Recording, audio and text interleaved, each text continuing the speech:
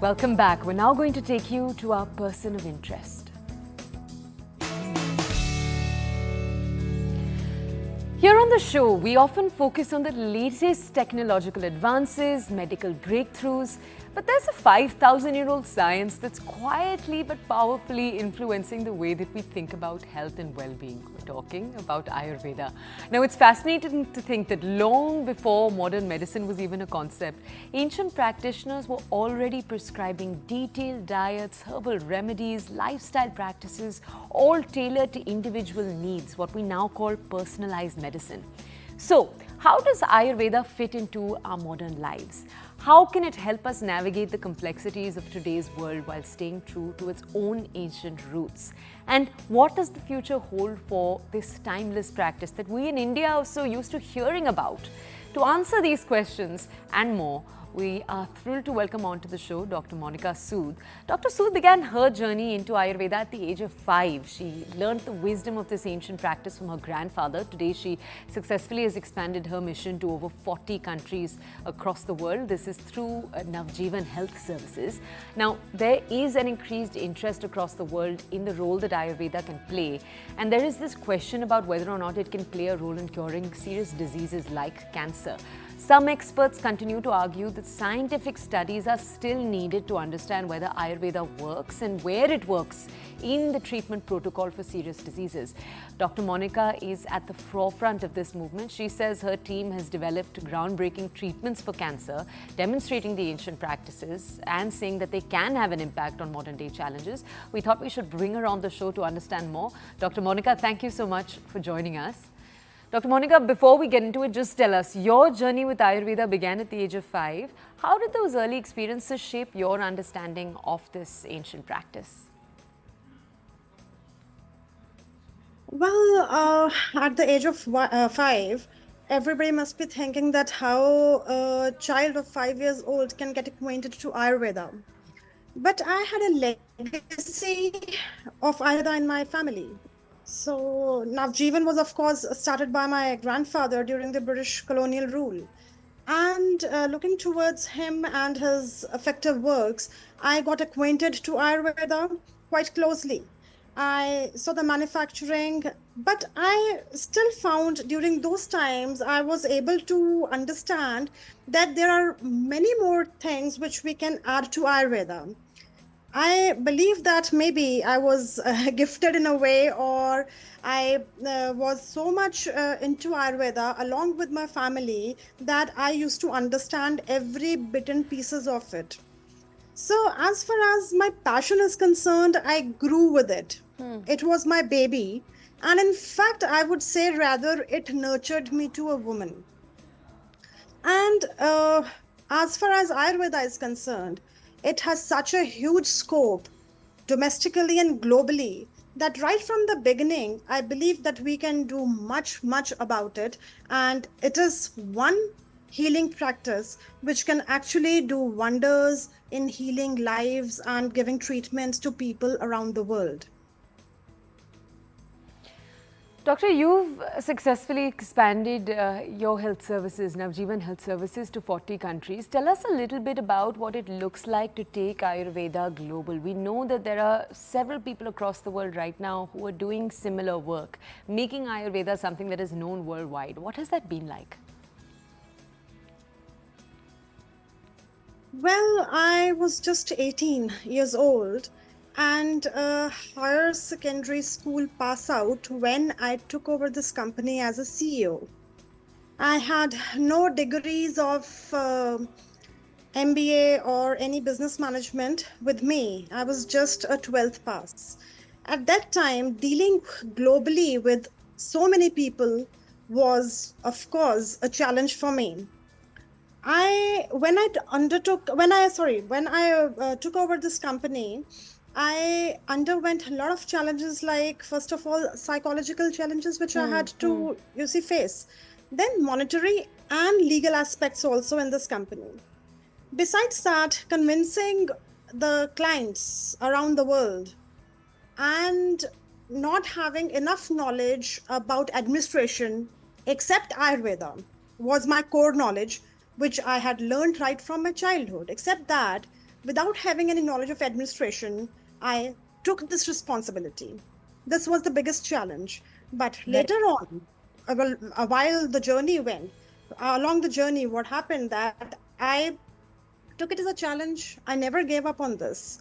My father always taught me that people will try to shake you, they will try to fail you, break you, but how tall you stand, that will make you.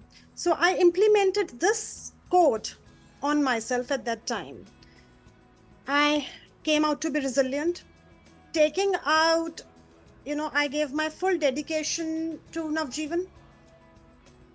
Doctor, tell us the crux of what we really wanted to discuss with you. Last year, Tata Memorial Hospital became the first cancer hospital in India to set up 100 beds to treat cancer patients with Ayurveda. It is an area that is very debated. So we just want to ask you, could you share some insights into how you believe that traditional herbs can contribute to modern cancer treatments? See, you will be surprised to know that the cancer was prevalent 5,000 years back also.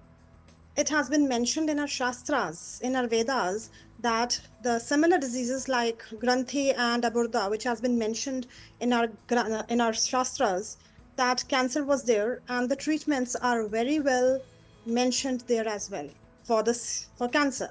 But I don't know why nobody has undergone those formulations. Secondly, I would say that the normal herbs like ashwagandha, turmeric, giloy, vitamin C in the form of lemon, amla, all these herbs are very much useful in increasing the immunity of the patient while they're undergoing the chemotherapy or radiation therapies. So these are normal kitchen herbs which can actually help the patients in gaining the immunity back. But if I do not talk about just helping the patients, if I talk about the treatment of cancer over here, I would say that yes, we have developed some formulations which are helping the patients in cancer right now. And it can be integrated with the modern medicine as well. So in this case, we have been working on many of our patients who are abroad and in foreign countries who are taking these medicines and are feeling a little comfortable with that. Can we also ask you, you're an advocate, you're very open about the need for more mental health protocol, particularly for women. And we just want to ask you, how does Ayurveda approach mental well-being? Is there a difference in how Ayurveda approaches it?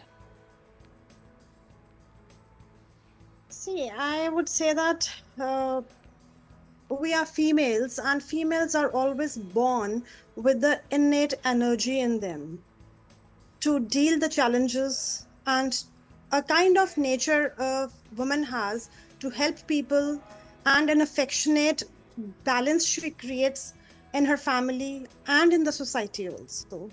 So if I talk about the mental well-being of a woman, I am a big advocate and I would say that the Ayurveda deals with the mind, soul and body of a person.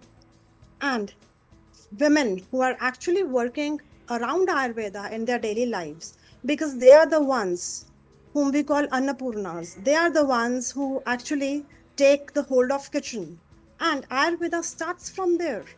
So by using all these small little kitchen things and the masalas and the herbs in their daily lives, knowingly or unknowingly, they're helping themselves and they're helping their families and the people around them. Secondly, if you talk about the leadership roles, I would say that females are the ones who always do the double role in their lives. If we talk about the urban females or the rural females, they, on both the sides, they have taken the responsibility of family as well as the work also. Sure. So, well, we never consider in India females as, if they're the housemakers, that they require a salary for that.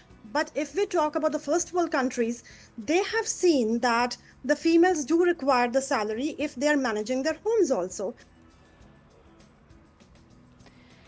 Can you just tell us, Doctor, what your vision is for the world? So we just want to know the future of Ayurveda. How do you see it playing out over the next few decades? Well, See, Ayurveda after the British rule, when we underwent this colonial British rule, Ayurveda actually has been looked down, and modern medicine has taken a big, huge place in our lives. And that is the fact which we have to accept. When somebody is in any trouble, they always run if towards a modern medicine. They will never think over that yes, a traditional medicine can also help them. I would say that the cancer, if I talk about cancer, it was earlier named as carcinoma. And now it is said to be in English, it is said to be carcinoma. So that carcinoma word has been adopted from carcinoma. Everything was available in ancient time, the medicines, the surgery, everything. But British rule that if we integrate Ayurveda into the modern medicine, this is going to bring a huge change in treatments, cure, and lives of people. See, if he or she is having a condition of a heart attack, I would accept and say that Ayurveda immediately would not work. That time, a person with that patient would require a CPR, or that patient would require an immediate action. And moreover, the standardization of medicines in Ayurveda is required. But if we integrate modern medicine and Ayurveda holistically, it is going to be very beneficial. Secondly, it won't start like this. We have to include Ayurveda right into the education system.